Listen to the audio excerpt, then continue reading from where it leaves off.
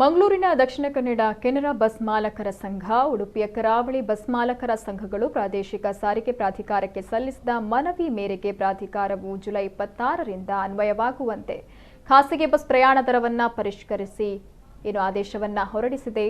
Toll plaza ದರದ ಧಾರಣೆಯ ಮೇರೆಗೆ ಸಾರ್ವಜನಿಕ ಖಾಸಗಿ ಬಸ್ಗಳಲ್ಲಿ ಪ್ರಯಾಣಿಕರಿಂದ ಪ್ರತಿ ಕಿಲೋಮೀಟರ್ಗೆ ಕನಿಷ್ಠ ಮೊತ್ತ 4 ಪೈಸೆಯಂತೆ ತೆಗೆದುಕೊಳ್ಳುವಂತೆ ಬಸ್ ಮಾಲಕರಿಗೆ ನಿರ್ದೇಶನವನ್ನು ನೀಡಲಾಗಿದೆ.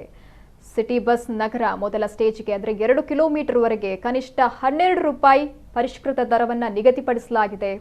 ಕ್ರಮವಾಗಿ 15ರಿಂದ 30 ರೂಪಾಯಿವರೆಗೆ ಏರಿಕೆಯನ್ನು ಮಾಡಲಾಗಿದೆ.